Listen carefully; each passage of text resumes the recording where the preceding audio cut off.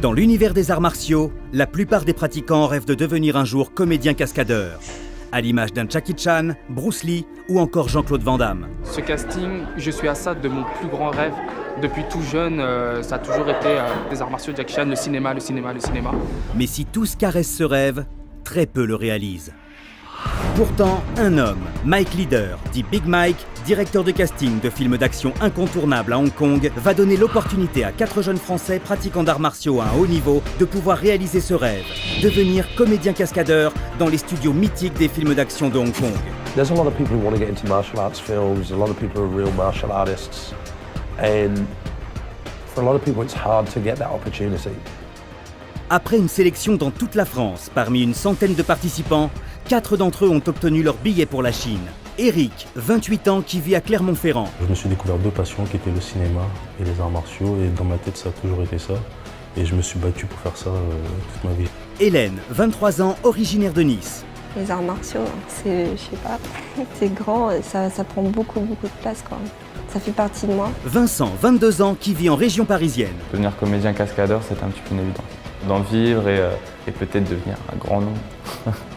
Et Jonathan, 24 ans, qui vit à Vitrolles. Le kung-fu, vraiment, je me le suis approprié par moi-même, on va dire. C'est vraiment quelque chose qui m'habite carrément en moi et c'est ma façon de vivre maintenant. À l'issue de ce casting parisien, les 4 apprentis sélectionnés ne seront pas au bout de leur peine. Ils partiront au sud de la Chine, dans un temple Shaolin, pendant plusieurs jours pour un entraînement intensif qui permettra aux directeurs de casting de Hong Kong de tester leur niveau physique et technique, mais surtout leur mental et leur volonté d'aller jusqu'au bout. Ils seront accompagnés par un homme d'expérience, Teva Dadek, ancien membre de l'équipe de France de Kung Fu, cascadeur et comédien. En totale immersion avec les moines, les apprentis devront prouver leur détermination et faire face aux entraînements réputés pour être les plus complets, mais aussi les plus durs au monde. Ils seront logés à la même enseigne que les moines, avec une discipline quasi militaire. Dormir sur des planches en bois. À la dure, hein. Nourris essentiellement de riz. C'est parti gerber ou quoi? Leur entraînement là-bas sera à la limite du supportable, avec plus de 6 heures de pratique par jour. Ce que je faisais, c'était...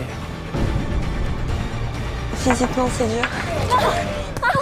Et techniquement, c'est super dur. Mais le temple n'est qu'une première étape dans l'aventure des apprentis Shaolin. Après la source des arts martiaux, ils vont devoir affronter ces déclinaisons cinégéniques qui ont fait de Hong Kong le berceau des films d'action.